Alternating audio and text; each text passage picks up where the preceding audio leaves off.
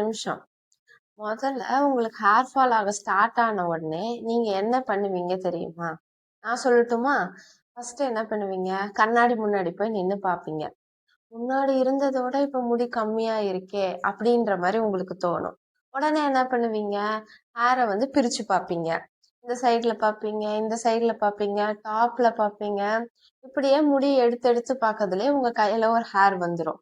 ஐயோ இப்படி முடி கொட்டுதே அப்படின்னு நினைச்சதுமே என்ன பண்ணுவீங்க? கூகுள் போவீங்க, யூடியூப் பார்ப்பீங்க, இன்ஸ்டாகிராம் பார்ப்பீங்க. அதுல வந்து 7 நாள்ல எப்படி ஹேர் ஃபால் குறைக்கிறாங்கள வீடியோ பார்ப்பீங்க. இல்லைன்னா வந்து இந்த ஹேர் ஆயில் யூஸ் பண்ணா ஹேர் ஃபால் குறையும், இல்லை இந்த ஷாம்பு யூஸ் பண்ணா ஹேர் ஃபால் குறையும், இல்லை இந்த ஜூஸ் குடிங்க ஹேர் ஃபாலை குறைச்சிடலாம் அப்படின்ட்டு ஒரு வீடியோல பார்ப்பீங்க. இன்னொரு வீடியோல என்ன பார்ப்பீங்க? இதை சாப்பிட்டீங்கன்னா உங்களுக்கு ஹேர் ஃபால் வந்துட்டே இருக்கும் அப்படின்னு சொல்லுவாங்க. இந்த மாதிரி ஷாம்பு யூஸ் பண்ணிட்டே இருந்தீங்கன்னா ஹேர் ஃபால் ஆகும்னு சொல்லுவாங்க. டெய்லி ஹேர் வாஷ் பண்ணீங்கன்னா ஹேர் ஃபால் ஆகும்னு சொல்லுவாங்க. ஸோ இன்னைக்கு நம்ம வீடியோல பல வருஷமா எல்லாரும் நம்பிட்டு இருக்க, இல்லை உங்க அம்மா சொல்லி நீங்க செஞ்சிட்டு இருக்கிறது, இல்லை இன்ஸ்டாகிராம் பார்த்து நீங்க செஞ்சிட்டு இருக்கிறது, இல்லை நீங்களே நம்பி ஒரு விஷயத்த செஞ்சிட்டு இருப்பீங்க ஹேர் ஃபாலுக்குன்னு. அந்த மாதிரி இருக்கிற பல ஹேர் ஃபால் மித்ஸை பத்தி தான் நம்ம இன்னைக்கு பார்க்க போறோம். வாங்க வீடியோக்குள்ள போலாம். முதல் மித்தை நம்ம வீட்ல இருந்தே ஆரம்பிப்போம். இப்போ உங்க வீட்ல போயிட்டு நீங்க ஹேர் ஃபால் ஆகுதுன்னு சொன்னா ஃபர்ஸ்ட் கேள்வி என்ன கேட்பாங்க? ஆயில் தேய்ச்சியா அப்படின்னு கேட்பாங்க. நீங்க என்ன சொல்லுவீங்க? இல்ல அப்படின்னு சொல்லுவீங்க. உடனே அவங்க என்ன சொல்லுவாங்க? அதனாலதான் முடி கொட்டுது, அதனால போய் ஃபர்ஸ்ட் எண்ணெய் தேய் அப்படின்னு சொல்லுவாங்க. பொதுவாவே நம்ம வீட்ல என்ன நடக்கும்னு பாத்தீங்கன்னா, ஹேர் ஆயில் அப்ளை பண்றது வந்து ஒரு யூனிவர்சல் ஆன்சரா இருக்கும். எக்ஸாம்பிளுக்கு பாத்தீங்கன்னா, எனக்கு தலைவலியா இருக்கு அப்படின்னு நீங்க சொன்னீங்கன்னா, எண்ணெய் தேய்ச்சியா? எண்ணெய் தேய்க்காம இருக்கனாலதான் உனக்கு தலைவலிச்சுட்டே இருக்குன்னு சொல்லுவாங்க. இல்ல நீங்க வந்து ஹேர் ஃபால் ஆயிட்டே இருக்கு அப்படின்னு சொன்னீங்கன்னா, அதுக்கும் எண்ணெய் தேய்ன்னு தான் சொல்லுவாங்க. இல்லைன்னா வந்து எனக்கு மூடு வந்து ரொம்ப டல்லா இருக்க மாதிரி இருக்கு அப்படின்னு நீங்க சொன்னீங்கன்னா, உடனே அதுக்கு என்ன சொல்லுவாங்க? எண்ணெய் தேய்ச்சி விடுறேன், ரிலாக்ஸா இருக்கும் அப்படிங்கிற மாதிரி சொல்லுவாங்க.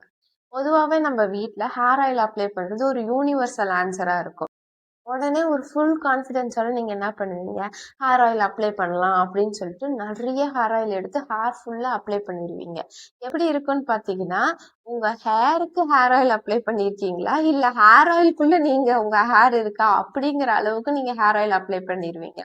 சரி, ஹேர் ஆயில் அப்ளை பண்ணிட்டு அடுத்த நாள் என்ன பண்ணுவீங்க? ஸோ நம்ம முடி கொட்டது நின்று இருக்கும் அப்படின்ற கான்ஃபிடென்ஸோட போய் மிரர் முன்னாடி நிற்பீங்க. அப்போ வந்துட்டு உங்க முடி உங்ககிட்ட என்ன சொல்லுன்னு பாத்தீங்கன்னா, நான் இன்னும் இங்கதான் இருக்கேன் அப்படின்னு சொல்லிட்டு உங்க கையோட 4 முடி வந்துடும். இப்போ உங்களுக்கு ஒரு டவுட் என்ன வரும்னு பாத்தீங்கன்னா, ஹேர் ஆயில் அப்ப நான் யூஸ் பண்ணக்கூடாதா அப்படிங்கிற மாதிரி டவுட் வரும். அப்படி கிடையாது. ஆக்சுவலா ஹேர் ஆயில் அப்ளை பண்றதுனால நம்மளுக்கு என்ன நடக்கும்னா, நம்ம ஹேரோட ட்ரைனஸ் கம்மியாகி ஹேர் கண்டிஷனிங் கிடைக்கும். நம்ம உடம்புல இருக்க சூடு தண்ணீர்னால நம்மளுக்கு ஹேர் ஃபால் ரெடியூஸ் ஆகிற மாதிரி இருக்கும். ஆனா ஹேர் ஃபாலுக்கு ஹேர் ஆயில் தான் ஒரு சொல்யூஷன் அப்படின்னு நினைச்சிட்டு இருந்தீங்கன்னா அது தவறான விஷயம். ஹேர் ஆயில் ஒன்லி அந்த ஒரே ஒரு விஷயத்தினால நம்மளுக்கு ஹேர் ஃபால் குறையும் அப்படின்னு நம்ம நம்பக்கூடாது. ஏன்னா ஹேர் ஆயில் மட்டுமே அதுக்கு ஒரு சொல்யூஷன் கிடையாது. ஹேர் ஃபாலுக்கு பல காசஸ் இருக்கலாம். அதை பத்தி டீட்டெயிலா ஏற்கனவே நம்ம சேனல்ல போஸ்ட் பண்ணியிருக்கேன். கீழே லிங்க் கொடுக்குறேன், இல்லை மேலே தெர ஐக்கான் கிளிக் பண்ணி செக் பண்ணி பாருங்க. ஸோ அதனால இவ்வளோ காசு இருக்கும் போது நம்ம ஒரு ஹேர் ஆயிலை மட்டுமே நம்பி அதை போட்டா மட்டுமே ஹேர் ஃபால் ரெடியூஸ் ஆயிடும் அப்படிங்கறத நினைக்கிறது அது ஒரு மித்து தான்.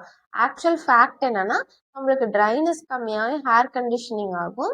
அது இல்லாம நம்ம சூடு குறையும். அதாவது நம்ம உடம்புல இருக்க சூடு குறையும். இதனால ஹேர் ஃபால் ரெடியூஸ் ஆகிறதுக்கு சான்சஸ் இருக்குது.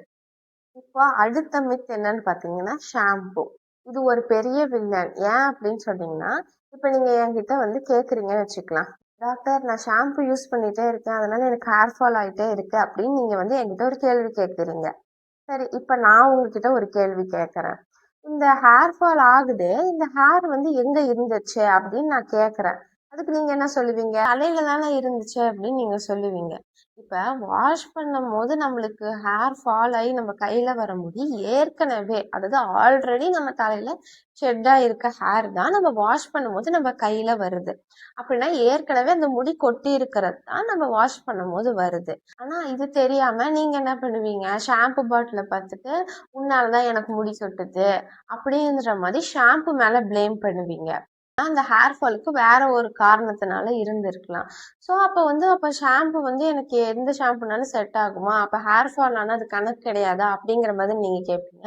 அப்படி கிடையாது. ஒரு ஷாம்பு யூஸ் பண்ணும்போது உங்க ஸ்கேல்ப் ரொம்ப ட்ரை ஆகுதுனாலோ, இல்லைன்னா வந்து ஸ்கேல்ப் இரிட்டேட் ஆகுது, எனக்கு இச்சிங் இருக்கு, பர்னிங் இருக்கு, தலை ஃபுல்லா ஒரு மாதிரி இரிட்டேட் ஆகி ஸ்கின் எல்லாம் ஒரு மாதிரி இருக்கு அப்படின்ற மாதிரி இருந்துச்சுன்னா, அந்த ஷாம்புவ நீங்க கண்டிப்பா மாத்துற மாதிரி இருக்கும்.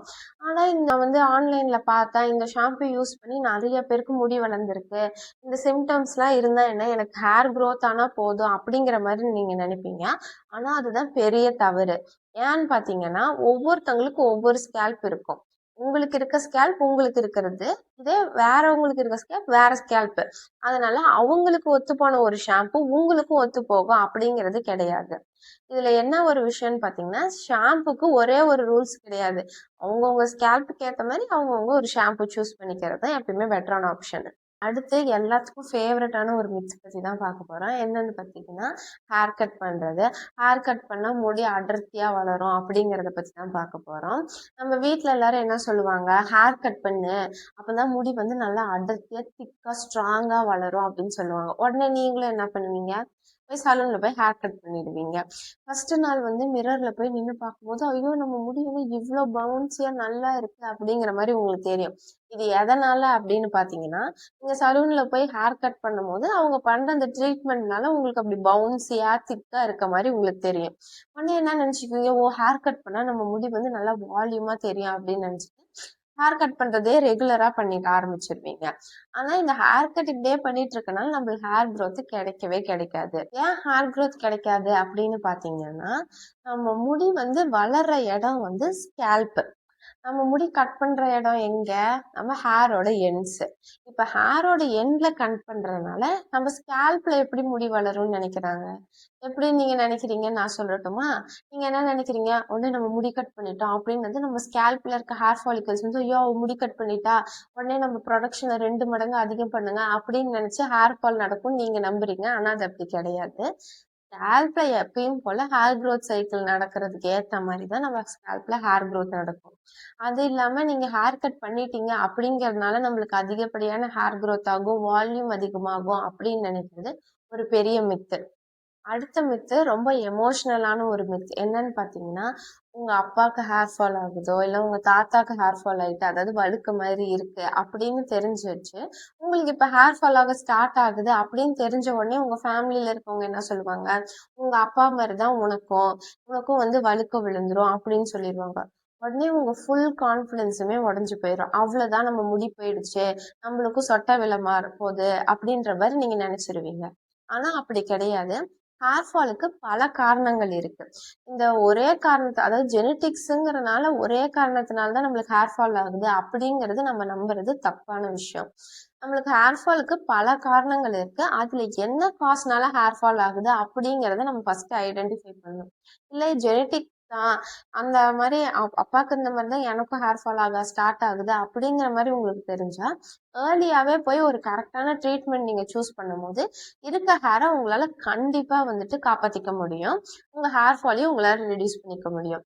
அதனால அப்பாக்கு இருந்தா எனக்கு அவ்வளவுதான் முடி போயிடுச்சு அப்படின்ற ஒரு கன்க்ளூஷனுக்கு நீங்க வர தேவையில்லை. அடுத்து எல்லாரும் பண்ற அடுத்த லெவல்ல ரொம்ப ட்ரெண்டிங்கான மித்தை பத்தி தான் நம்ம பார்க்க போறோம். என்னன்னு பாத்தீங்கன்னா சப்ளிமெண்ட்ஸ். இப்போ உங்க ஃப்ரெண்டு வந்து ஹேர் ஃபால் இருக்கு அப்படின்னு சொல்லிட்டு பயோட்டின் டேப்லெட் வாங்குறாங்க அப்படின்னா, உடனே நீங்களும் என்ன பண்ணுவீங்க, பயோட்டின் சப்ளிமெண்ட்ஸ் நம்மளும் வாங்கலாம், ஏன்னா ஹேருக்கு ரொம்ப நல்லதான் அப்படின்னு சொல்லிட்டு வாங்குவீங்க. அடுத்த நாள் வேற ஒருத்தவங்க வந்து அயன் சாப்பிடணும் அப்படின்னு சொன்னா உடனே அயனுக்கு போயிடுவீங்க. இன்னொருத்தவங்க விட்டமின் டின்னு சொன்னா விட்டமின் டி போயிடுவீங்க. இப்படியே அடுத்த நாள் வந்து வேற ஒரு சப்ளிமெண்ட் ஆர்டர் பண்ணலாம் அப்படின்னு சொல்லிட்டு வெயிட் பண்ணிட்டு இருப்பீங்க. எதுக்கு நீங்க இவ்வளவு சாப்பிடுறீங்க அப்படின்னு உங்ககிட்ட கேட்டா, ஹேருக்கு நல்லதுன்னு சொன்னாங்க, நல்லா ஹேர் நல்லா பெருசா வளரணும்ல அப்படின்ற மாதிரி நீங்க நினைச்சிட்டு இருப்பீங்க. ஆனா ஒரு முக்கியமான விஷயம் என்னன்னு தெரிஞ்சுக்கணும் நீங்க. என்னன்னு பாத்தீங்கன்னா, நம்மளுக்கு நிஜமாலுமே ஒரு டெஃபிஷியன்சி இருந்தாதான் அதுக்கான சப்ளிமெண்ட்ஸ் நம்ம எடுக்கணும்.